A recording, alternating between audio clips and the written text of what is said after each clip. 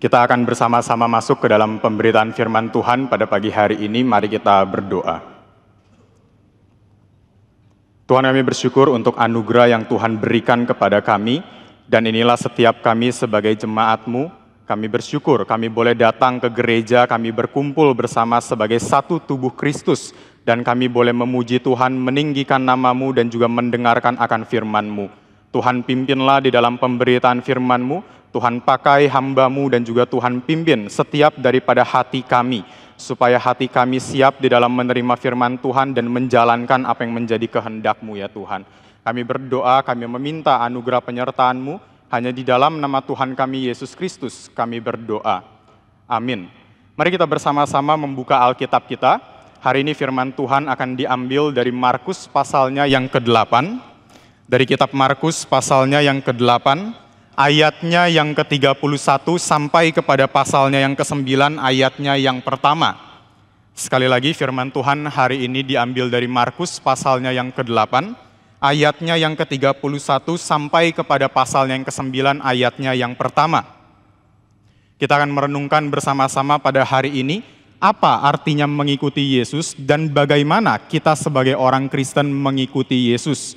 Sekali lagi hari ini kita akan bersama merenungkan apa artinya mengikuti Yesus dan bagaimana kita mengikuti Yesus di dalam kehidupan kita. Saya akan membacakan ayat-ayat ini bagi kita semua, Bapak Ibu dapat mengikuti dari Alkitab yang Bapak Ibu miliki, dari Markus pasal 8 ayat 31 sampai kepada pasal 9 ayatnya yang pertama. Saya akan membacakan ayat-ayat ini bagi kita. Judul perikopnya di sana adalah pemberitahuan pertama tentang penderitaan Yesus dan syarat-syarat mengikut Dia. Ayat 31, kemudian mulailah Yesus mengajarkan kepada mereka bahwa anak manusia harus menanggung banyak penderitaan dan ditolak oleh tua-tua, imam-imam kepala dan ahli-ahli Taurat, lalu dibunuh dan bangkit sesudah 3 hari. Hal ini dikatakannya dengan terus terang, tetapi Petrus menarik Yesus ke samping dan menegur dia. Maka berpalinglah Yesus dan sambil memandang murid-muridnya, ia memarahi Petrus katanya, "Enyahlah iblis, sebab engkau bukan memikirkan apa yang dipikirkan Allah, melainkan apa yang dipikirkan manusia." Lalu Yesus memanggil orang banyak dan murid-muridnya dan berkata kepada mereka, "Setiap orang yang mau mengikut aku, ia harus menyangkal dirinya, memikul salibnya dan mengikut aku.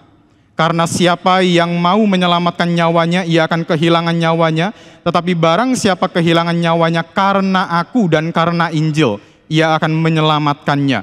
Apa gunanya seorang memperoleh seluruh dunia tetapi ia kehilangan nyawanya? Karena apakah yang dapat diberikannya sebagai ganti nyawanya?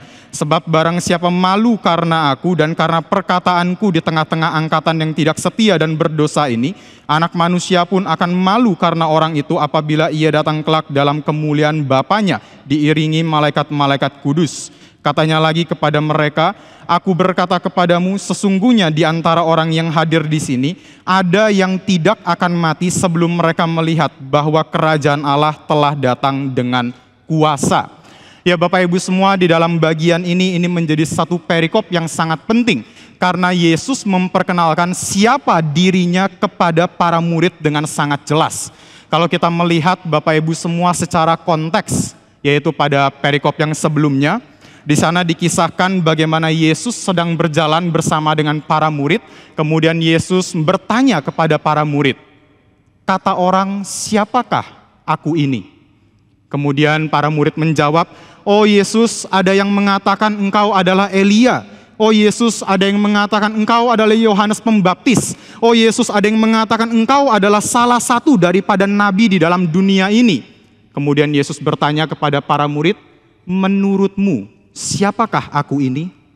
Dan Petrus dengan tegas mengatakan, "Yesus, engkau adalah Sang Mesias. Yesus, engkau adalah Sang Mesias." Satu jawaban yang sangat betul, satu jawaban yang benar yang diberikan oleh Petrus kepada Yesus. Hanya saja sangat disayangkan, konsep Mesias yang dimiliki pada hari itu, dimiliki kebanyakan orang termasuk pada para murid pada hari itu, adalah konsep Mesias yang salah. Itu sebab di dalam ayatnya yang ke-30, tadi saya tidak bacakan di dalam ayat 30 di atas daripada perikop yang kita baca. Di dalam ayat yang ke-30 di sana Yesus mengatakan kepada para murid, jangan beritahu kepada siapapun tentang siapa saya, karena mereka masih memiliki konsep yang salah. Bagi mereka yang namanya Mesias adalah seorang raja politik, bagi mereka yang namanya Mesias adalah seorang raja yang akan memerintah bagi kerajaan Israel. Raja ini akan menjadi raja yang sangat besar, raja ini akan menjadi raja yang berkuasa di dalam dunia, dan semua bangsa akan tunduk kepada raja ini, yaitu raja bangsa Israel. Itulah kenapa Bapak Ibu kalau kita nanti melanjutkan pembacaan di dalam pasalnya yang ke-10, Markus pasal yang ke-10, di sana dicatatkan bagaimana Yakobus dan Yohanes, mereka datang kepada Yesus, kemudian mereka meminta sesuatu kepada Yesus. Yesus, izinkanlah saya duduk di sebelah kiri dan di sebelah kananmu. Biarkanlah kami duduk di sebelah kiri dan di sebelah kananmu. Karena di dalam konteks kerajaan, duduk di sebelah kiri dan duduk di sebelah kanan, ini merupakan tempat yang paling terhormat, tempat yang sangat terhormat. Yakobus dan Yohanes mereka ingin mendapatkan jabatan yang tinggi. Mereka ingin bisa memerintah bersama dengan Yesus. Mereka ingin mendapatkan kemuliaan. Mereka ingin mendapatkan kekayaan dan sebagainya. Inilah ekspektasi daripada orang-orang hari itu ketika mereka ingin mengikuti Yesus. Inilah yang diharapkan oleh orang-orang hari itu ketika mereka berjalan mengikuti Yesus. Sehingga di dalam ayat 31 sampai ayat 33, bagian yang kita baca tadi, Yesus memperbaiki konsep yang salah yang dimiliki oleh mereka dengan konsep yang benar. Yesus justru mengatakan kebalikannya kepada mereka, aku bukan raja politik seperti yang kamu kira. Aku bukan menjadi raja yang akan menguasai dunia ini menjadi seperti yang kamu pikirkan di dalam konsep Mesiasmu. Tapi Yesus mengatakan, aku akan menjadi Mesias yang menderita. Aku akan menjadi Mesias yang ditolak. Aku akan menjadi Mesias yang bahkan mati dengan cara dibunuh. Tentu saja Bapak Ibu semua ini menjadi berita yang sangat mengejutkan. Ini menjadi satu berita yang tidak bisa dipercaya oleh para murid. Bahkan jangankan para murid, sampai pada hari ini pun masih banyak orang-orang yang tidak percaya dengan hal ini. Mereka bertanya-tanya, betulkah Yesus itu memang Sang Mesias? Betulkah memang Yesus itu adalah Juru Selamat? Kalau Yesus adalah Mesias, kalau Yesus adalah Juru Selamat, harusnya Yesus tidak mati di salib. Orang agama lain terus-menerus bertanya tentang hal ini. Kalau memang Tuhanmu adalah Yesus, kenapa dia mati di atas kayu salib? Kalau memang Yesus adalah Tuhan, kenapa kamu menyembah seorang yang mati di tangan orang berdosa? Mungkin inilah yang ada di dalam pikiran daripada Petrus. Mungkin inilah yang ada di dalam pikiran daripada Petrus. Maka Petrus datang kepada Yesus, Petrus menarik Yesus, dan Petrus menegur Yesus.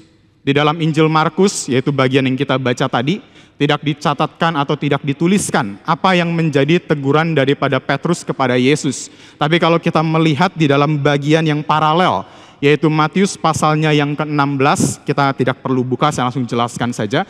Di dalam Matius pasal yang ke-16, di sana Petrus menegur Yesus dengan perkataan, Tuhan, kiranya Allah menjauhkan hal ini daripadamu.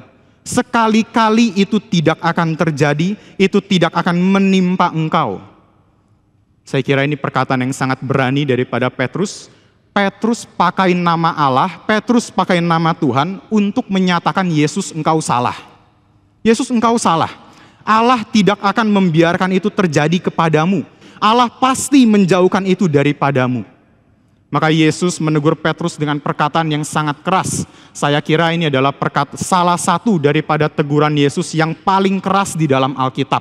Teguran Yesus yang paling keras dalam Alkitab bagi saya ada dua. Yang pertama ada di dalam Yohanes pasal yang ke-8 ayat yang ke-44, yaitu di mana Yesus berkata kepada orang Farisi dan ahli Taurat, iblislah yang menjadi bapamu. Karena kamu tidak mengerjakan pekerjaan Abraham, kamu itu mengerjakan pekerjaan iblis. Iblis pekerjaannya membunuh dan engkau ingin membunuh saya, maka iblislah yang menjadi bapamu. Ini perkataan pertama yang menyakitkan yang Yesus berikan di dalam Yohanes pasal 8. Kemudian perkataan yang kedua, teguran yang menyakitkan, itu juga diberikan di dalam bagian ini.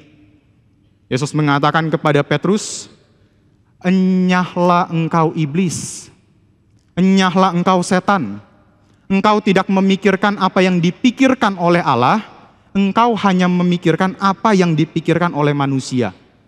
Yaitu bagi Petrus, Yesus adalah Mesias sang raja politik. Yesus adalah sang Mesias yang tidak boleh mati di tangan kerajaan Romawi. Yesus adalah raja politik yang akan berkuasa atas segala sesuatu. Itu bagi Petrus. Jadi siapa yang benar di dalam bagian ini? Petruskah yang betul? Yesuskah yang betul? Tentu kita tahu Yesus yang betul. Kalau Tuhan sudah mengatakan A, maka A adalah benar. Maka A adalah betul. Meskipun bagi kita sebagai manusia, wah itu tidak masuk akal. Wah perkataan ini sangat keras, itu tidak mungkin terjadi.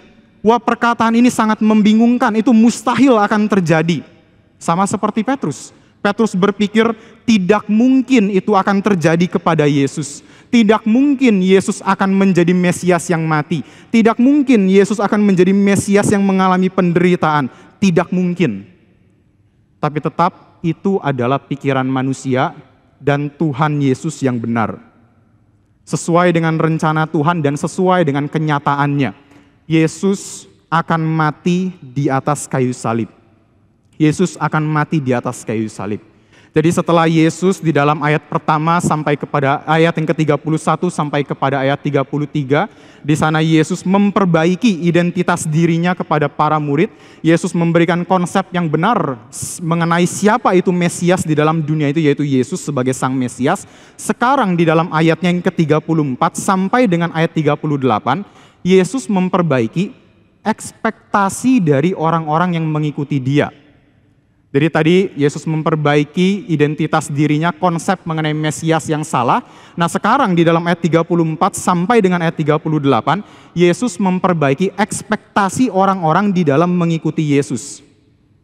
Kalau tadi ekspektasi mereka adalah, saya ikut Yesus supaya saya berkuasa. Saya ikut Yesus supaya saya punya kemuliaan. Saya ikut Yesus supaya saya itu mendapatkan kekayaan. Saya ikut Yesus supaya saya menjadi orang yang terpandang. Sekarang Yesus mengatakan, if you want to follow me, you have to deny yourself and bear the cross. Jikalau engkau mau mengikuti aku, engkau harus memikul salib dan sangkalah dirimu sendiri. Ini sebenarnya adalah dua hal yang tidak bisa dipisahkan, nanti saya akan menjelaskan mengenai hal ini. Tapi sampai di sini Bapak Ibu semua ada satu prinsip yang perlu kita ingat. Bagaimana kita mengenal Yesus di dalam hidup kita akan mempengaruhi bagaimana kita hidup sebagai orang Kristen. Sekali lagi Bapak Ibu semuanya, bagaimana kita mengenal Yesus di dalam kehidupan kita. Ini akan mempengaruhi bagaimana kita hidup sebagai orang Kristen di dalam dunia ini. Seringkali banyak daripada gereja ataupun banyak orang Kristen, banyak hamba-hamba Tuhan yang mengatakan, oh semua gereja itu sama, oh semua hamba Tuhan itu sama, sama-sama bicara tentang Yesus, sama-sama bicara tentang Alkitab, sama-sama berkhotbah dari Alkitab, sama-sama bicara tentang Yesus. Semua gereja sama, semua hamba Tuhan sama, sama-sama betul, sama-sama benar. Siapa bilang? Siapa bilang? Kenyataannya tidak Bapak Ibu. Kenyataannya tidak. Saya ingat dulu ketika saya masih SMP, di sekolah lama saya ada 5 orang yang bernama Ricky. Jadi bukan hanya saya yang menjadi Ricky di dalam sekolah tersebut, tapi juga ada yang namanya Ricky-Ricky yang lain. Misalnya ya saya kan namanya Ricky Wijaya, lalu ada Ricky Lim, ada Ricky Martin, ada Ricky Kennedy, ada Ricky Darmawan dan sebagainya. Kalau dipanggil Ricky, semuanya nyaut. Tapi kita adalah 5 Ricky dengan pribadi yang berbeda. Sama Bapak Ibu, ketika kita bicara mengenai Yesus, tunggu dulu. Yesus yang mana? Yesus yang mana yang sedang dibicarakan? Yesus yang mana yang sedang diperkenalkan? Yesus yang mana yang sedang dibicarakan oleh gereja, oleh hamba Tuhan tersebut?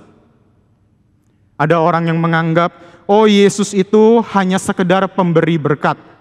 Ya tidak heran datang ke gereja hanya untuk mendapatkan uang. Ya tidak heran datang ke gereja hanya untuk usahanya itu bisa lancar. Ya tidak heran datang ke gereja hanya untuk perusahaannya itu bisa maju. Kalau perusahaannya semakin mundur, kalau uang semakin lama semakin tipis, mulai meninggalkan gereja, mulai meninggalkan Tuhan. Karena dia berpikir, oh Tuhan katanya pemberi berkat, Tapi mana kenyataannya? Tidak ada berkat di dalam kehidupan saya. Lalu ada lagi orang-orang yang beranggapan, oh Yesus itu adalah sekedar penolong. Itulah kenapa banyak orang yang mengikuti Yesus hanya untuk lepas dari masalah. Kalau saya ada masalah, saya nggak mau ikut Yesus. Tapi kalau Yesus bisa selesaikan masalah saya mau ikut Yesus. Padahal kalau kita lihat kehidupan Yesus dalam dunia ini, bukankah Yesus datang bukan menjadi orang kaya? Bukankah Yesus datang tidak terlepas dengan yang namanya masalah di dalam dunia ini? Yesus pun juga mengalami penderitaan. Malahan Yesus mengatakan di dalam bagian ini, aku akan pikul salib, dan nanti aku akan mati dengan cara disalibkan.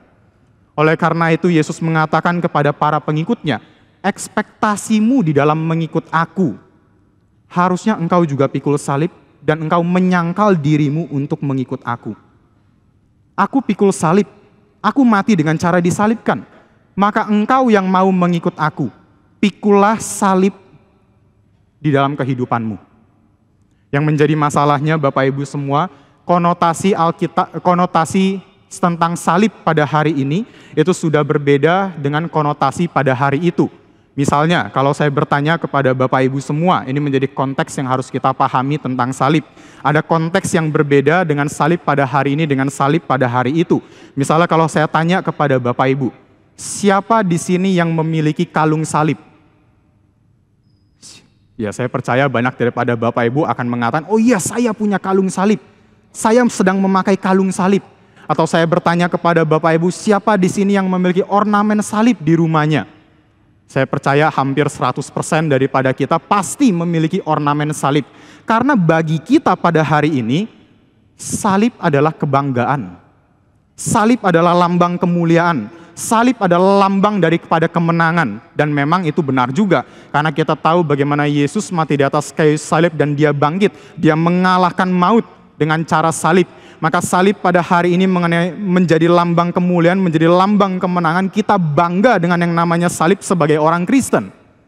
Tapi kalau kita bertanya pertanyaan yang sama kepada orang-orang Kristen mula-mula pada abadnya yang pertama. Kalau kita bertanya kepada orang-orang hari itu yang menjadi pendengar Yesus. Siapa di sini yang punya kalung salib? Siapa di sini yang punya ornamen salib? Tidak mungkin ada yang angkat tangan. Tidak mungkin ada yang memiliki salib di dalam rumahnya. Tidak mungkin ada yang bangga dengan yang namanya salib pada lehernya, pada kalungnya itu. Tidak mungkin. Karena salib pada hari itu adalah lambang dari kenajisan. Salib pada hari itu adalah sesuatu yang negatif. Tidak ada yang dapat dibanggakan dengan yang namanya salib pada hari itu. Maka kita bisa bayangkan Bapak Ibu semua, ketika Yesus di dalam bagian ini dia melihat kepada orang banyak dan dia mengatakan, barang siapa mau mengikuti aku, engkau harus pikul salib. Kira-kira apa yang ada di dalam pikiran oleh orang banyak hari itu mendengar kata salib? Penganiayaan, penyiksaan. Karena salib pada hari itu adalah hukuman yang paling berat. Siapapun yang mati di atas kayu salib, dia akan mati secara perlahan-lahan, mati dengan cara yang sadis. Bicara mengenai salib ini juga bicara tentang penghinaan. Karena siapapun yang ada di atas kayu salib akan dianggap sebagai orang yang dikutuk Allah. Bahkan Yesus pun dinubuatkan sebagai orang yang terhitung di antara orang-orang yang durhaka. Kemudian bicara mengenai salib, tentu saja bicara tentang kematian. Tentang kematian. Perjalanan salib bukanlah perjalanan round trip. Tapi perjalanan salib adalah perjalanan one way trip to death. Perjalanan salib adalah perjalanan satu kali sampai kepada kematian. Ketika Yesus mengatakan, ikutlah aku dan pikullah salibmu. Itu sama dengan Yesus sedang bertanya, relakah kamu menyerahkan nyawamu bagiku dan bagi Injil? Relakah kamu mati bagiku dan bagi Injil?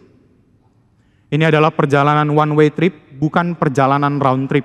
Maka setelah daripada Pilatus menghukum daripada Yesus Kristus, Pilatus mengatakan di dalam pengadilan yang tidak adil, silahkan salibkan orang ini, lakukan apapun yang ingin kau lakukan kepada orang ini. Yesus tidak pernah lagi kembali kepada rumahnya. Tapi Yesus akan memikul salib, Para prajurit langsung menangkap Yesus, para prajurit langsung menyesah Yesus, para prajurit menganiaya, mencambuk, meludahi, memukul Yesus, lalu para prajurit berteriak, "Sekarang pikullah salibmu dan berjalanlah menuju Golgota. Tempat terakhirmu adalah Golgota, tempat di mana engkau akan mati disalibkan. Pikullah salibmu sampai kepada hari kematianmu, sampai kepada detik-detik kematianmu." Maka Bapak Ibu semua, di dalam mengikuti Yesus, tidak ada yang namanya setengah-setengah. Tidak ada yang namanya setengah-setengah. Mengikuti Yesus, all or nothing.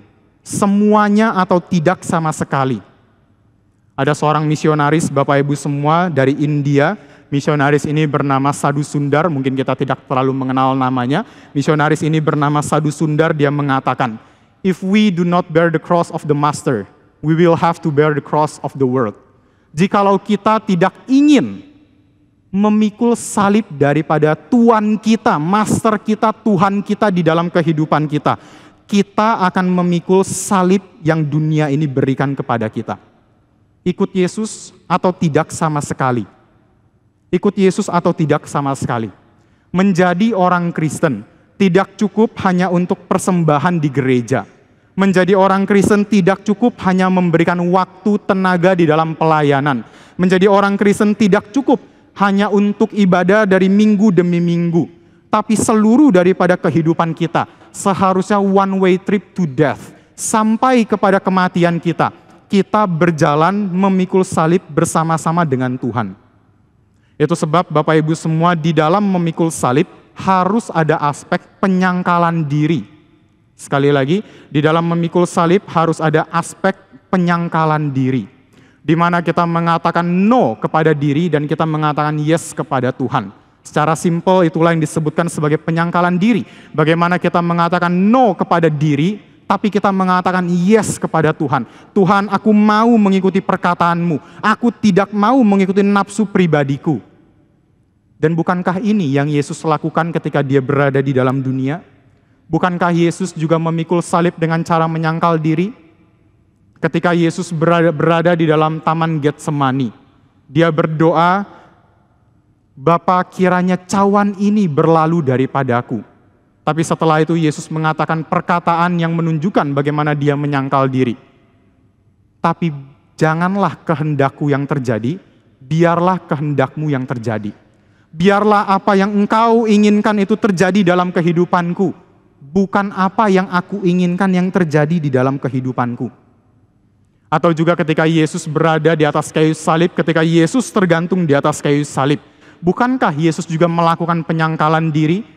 Ada dua daripada penjahat di sebelah Yesus. Para penjahat ini mengejek Yesus, para penjahat ini mengatakan kepada Yesus, dia menantang Yesus.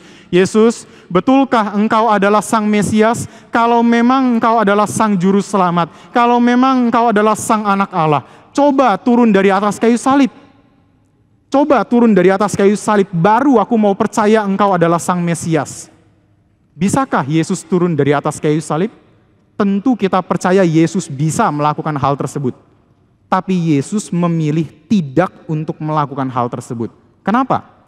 Penyangkalan diri sampai mati di dalam rencananya Tuhan. Penyangkalan diri untuk menggenapkan rencana Allah, yaitu menjadi Mesias yang mati di atas kayu salib. Menjadi Mesias yang tergantung, menjadi Mesias yang ditolak, menjadi Mesias yang menderita. Inilah yang Yesus lakukan. Pikul salib sampai mati dengan cara menyangkal diri. Dan ini juga panggilan kita sebagai orang Kristen. Engkau dan saya, kita sama-sama dipanggil untuk menyangkal diri dan memikul salib. Menyangkal diri dan memikul salib. Tentu Bapak Ibu semua, ini adalah satu hal yang tidak mudah kita lakukan sebagai orang Kristen.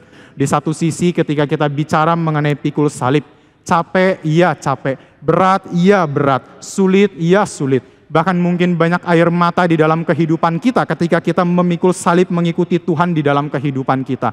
Namun di sisi yang lain, pikul salib adalah keindahan yang Tuhan berikan kepada kita.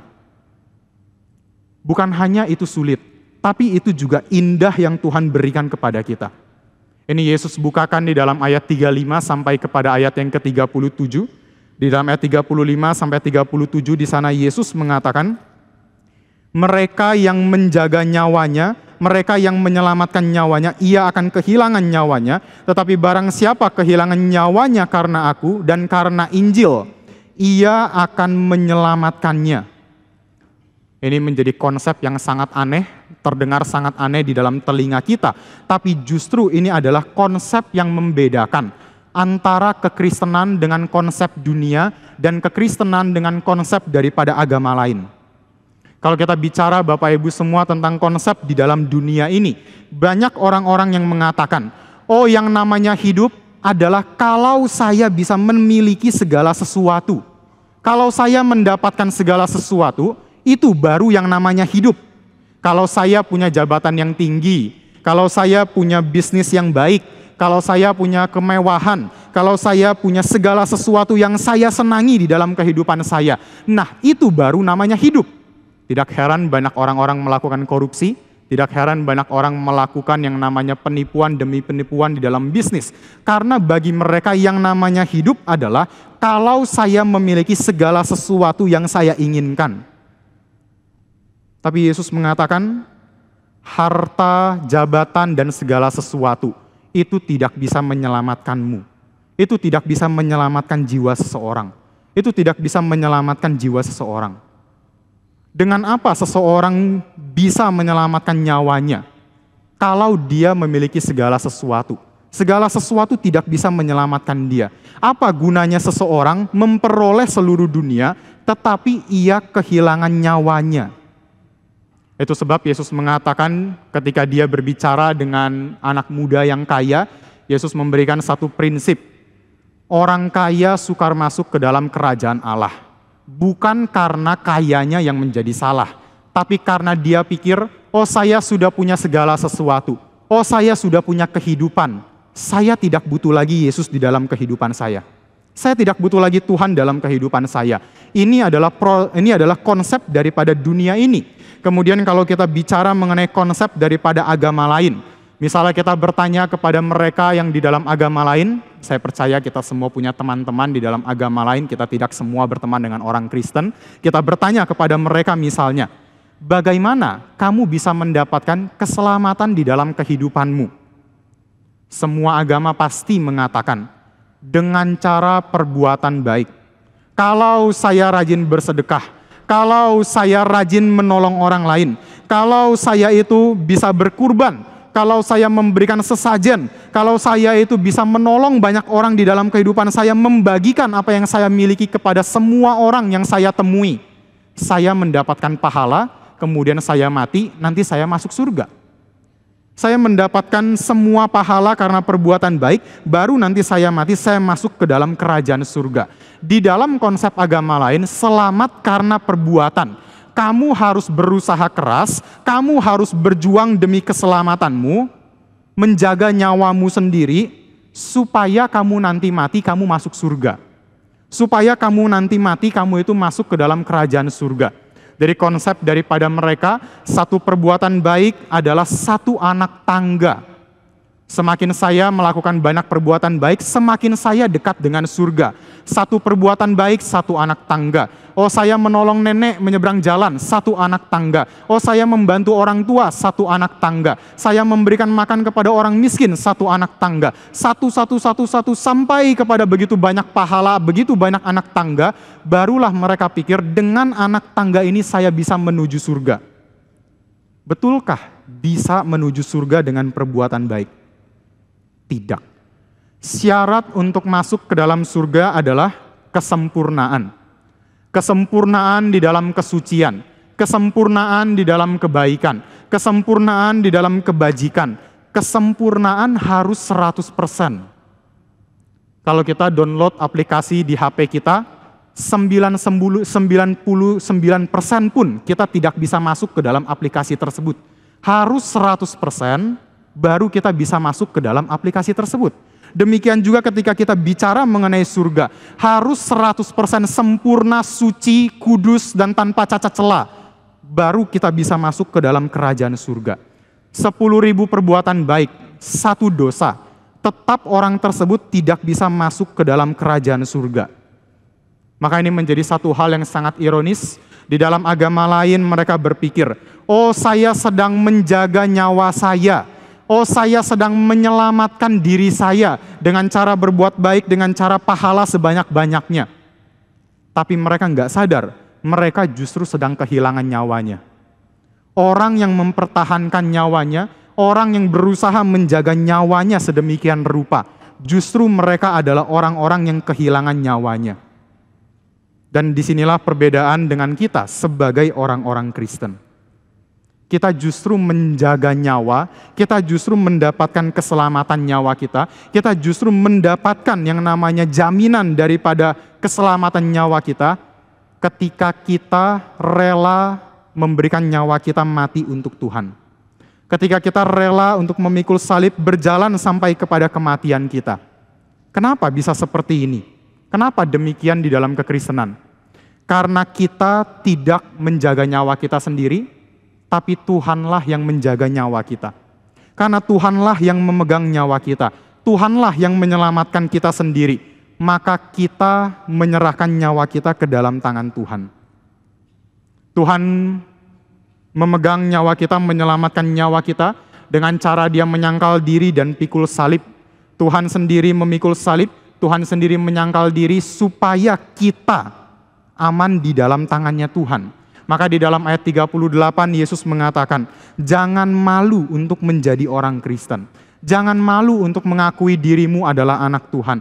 Jangan malu dirimu adalah orang Kristen yang sudah ditebus oleh Tuhan. Karena Tuhan sendiri tidak malu untuk datang ke dalam dunia ini. Dia yang begitu tinggi di atas tahta, Dia tidak malu untuk turun ke dalam dunia ini bersama dengan orang-orang yang berdosa. Dia tidak malu untuk lahir di dalam kandang yang begitu najis. Dia tidak malu untuk lahir di dalam keluarga yang miskin. Dia tidak malu untuk akhirnya ditangkap, kemudian diludahi, ditelanjangi dan mati di atas kayu salib. Kristus tidak malu di dalam menyangkal salib, di dalam menyangkal diri dan memikul salib. Untuk menyelamatkan setiap daripada nyawa kita yang ada di dalam tangan Tuhan. Beberapa tahun yang lalu, Bapak Ibu, kalau Bapak Ibu mengingat, di GRI Pusat sempat diputarkan satu film yang begitu menarik. Di dalam film tersebut adalah film Quo Vadis. Saya percaya Bapak Ibu ada yang mengingat film ini. Jadi film ini berjudul Quo Vadis, dan film ini mengisahkan atau menceritakan bagaimana orang-orang Kristen pada abadnya yang pertama mengalami penganiayaan di bawah pemerintahan Kaisar Nero, yaitu kaisar yang sangat kejam, kaisar yang sangat bengis, kaisar yang begitu sadis. Bahkan ada catatan sejarah yang mengatakan Kaisar Nero ini adalah seorang monster. Dia bantai orang Kristen yang begitu banyak, dia matikan orang Kristen yang begitu banyak. Orang Kristen ditangkap, dipenjarakan, orang Kristen dicambuk habis-habisan. Ada orang-orang Kristen yang mati dengan cara diberikan makan kepada singa. Singa-singa yang lapar dilepaskan, kemudian orang-orang Kristen dicabik-cabik, dibunuh oleh singa tersebut. Kemudian juga ada banyak daripada orang-orang Kristen yang akhirnya digantung pada sebuah tiang dan dijadikan obor pada malam hari. Dijadikan obor pada malam hari. Orang Kristen mati dengan cara yang sadis ketika mereka mengikuti Tuhan. Tapi yang sangat menarik, mereka justru menghadapi kematian dengan puji-pujian. Mereka tergantung pada tiang tersebut sambil bernyanyi bagi Tuhan. Mereka menunggu singa untuk mencabik-cabik mereka sambil mereka bernyanyi di hadapan Tuhan. Api pelan-pelan membakar mereka sampai nyanyian mereka itu menjadi hilang. Sampai mereka itu akhirnya hangus, baru mereka berhenti bernyanyi. Mereka bernyanyi demikian rupa, sehingga Nero menjadi kebingungan, kenapa orang Kristen mau mati bisa nyanyi? Kenapa orang Kristen sebentar lagi akan tamat hidupnya, tapi dia justru tetap memuji Tuhan, bernyanyi di hadapan daripada orang-orang banyak. Kemudian Kaisar Nero melihat mereka yang mati, dia turun, dia melihat orang-orang yang sudah terbakar, dia melihat bagaimana wajah daripada orang-orang tersebut yang sudah mati karena Kristus dan karena Injil. Mereka mati dengan wajah yang tersenyum. Mereka mati dengan wajah yang tersenyum. Mereka mati tidak dengan penyesalan mengikuti Tuhan. Wah, saya menyesal mengikuti Tuhan. Harusnya saya jangan ikut Tuhan. Harusnya saya kalau tahu ikut Tuhan seperti ini, saya jangan mau ikut Tuhan. Mereka tidak mati dengan penyesalan, Mereka mati dengan damai dan kebanggaan menjadi orang-orang Kristen. Karena mereka tahu, Tuhanlah yang menjaga nyawa saya. Tuhanlah yang menyelamatkan nyawa saya. Tuhanlah yang menyelamatkan nyawa saya. Dan tahu dari mana Bapak Ibu bahwa yang Yesus katakan ini benar akan terjadi? Yaitu yang menjadi jaminan Yesus ada di dalam pasal 9 ayatnya yang pertama. Saya bacakan sekali lagi di dalam pasal 9 ayat yang pertama. Katanya lagi kepada mereka, "Aku berkata kepadamu, sesungguhnya di antara orang yang hadir di sini, ada yang tidak akan mati sebelum mereka melihat bahwa kerajaan Allah telah datang dengan kuasa." Ada orang-orang yang akan melihat bagaimana Yesus mati di atas kayu salib, dan orang-orang yang sama, dia akan melihat bagaimana Yesus bangkit dari antara orang mati. Kerajaan Allah datang, kerajaan Allah menang, kerajaan maut sudah dikalahkan dan iblis itu sudah dikalahkan. Orang-orang inilah yang akan melihat, dan ini yang menjadi jaminan bahwa apa yang Yesus katakan benar dan pasti akan terjadi. Dan orang-orang ini adalah para murid Yesus. Para murid Yesus. Para murid Yesus. Mereka melihat bagaimana Yesus meninggal di atas kayu salib, tapi kemudian mereka melihat bagaimana Yesus bangkit dari antara orang mati dan kemudian naik ke surga. Dan inilah yang mendorong para murid akhirnya berani di dalam pikul salib sampai kepada kematiannya. Mereka tadinya melarikan diri ketika melihat Yesus ditangkap. Mereka tadinya tidak mau mengikuti Yesus ketika Yesus berada di Golgota di atas kayu salib. Mereka kabur. Tapi setelah itu, setelah mereka melihat Yesus bangkit, mereka berani pikul salib sampai kepada kematiannya. Yakobus dipenggal, Thomas ditombak, Andreas salib silang, Petrus disalib dengan cara terbalik. Mereka rela kehilangan nyawa mereka untuk menyelamatkan nyawa mereka di dalam Tuhan. Dan inilah Bapak Ibu semua janji yang Tuhan berikan kepada kita ketika kita menjadi orang Kristen, ketika kita mengikuti apa yang Tuhan inginkan di dalam kehidupan kita. Tentu ada banyak kesulitan, tentu ada banyak hal yang tidak enak terjadi dalam hidup kita. Dunia benci Kristus, maka kita yang mengikuti Kristus, dunia juga akan benci kepada kita. Tapi ada satu janji yang Tuhan berikan. Engkau tidak akan kehilangan nyawamu. Aku yang akan memegang engkau. Aku yang menyelamatkan nyawamu di dalam kehidupan ini. Kiranya Bapak Ibu semuanya, kita diingatkan kembali panggilan kita sebagai orang Kristen. Kita boleh hidup memikul salib di dalam dunia ini. Kita menyangkal diri, mengatakan no kepada diri dan mengatakan ya kepada kehendak Tuhan. Kita melakukan kehendak Tuhan karena kita tahu hidup kita di dalam tangan Tuhan dan Tuhanlah yang memegang setiap daripada nyawa kita. Kiranya Tuhan memberkati kita dan Tuhan boleh menolong kita untuk menjadi umat-Nya yang setia dan semakin mencintai Tuhan di dalam kehidupan kita. Mari kita bersama-sama bersatu di dalam doa.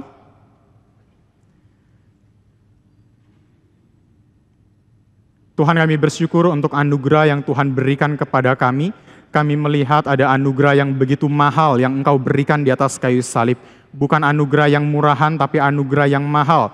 Engkau mati dengan darah-Mu yang tercurah. Engkau mati dengan Engkau sendiri yang turun dari surga ke dalam dunia ini dan rela mempersembahkan diri-Mu menjadi korban bagi setiap kami, ya Tuhan. Maka inilah setiap kami sebagai umat-Mu, kami yang mengatakan, aku mau mengikuti Engkau. Aku mau berjalan bersama-sama dengan Engkau. Kiranya Tuhan pimpin hidup kami di dalam memikul salib. Tuhan pimpin hidup kami di dalam menyangkal diri. Kiranya setiap kami boleh terus berpegang kepada janji Tuhan. Tuhanlah yang memegang hidup kami dan kami tahu kami berada di dalam tangan yang aman.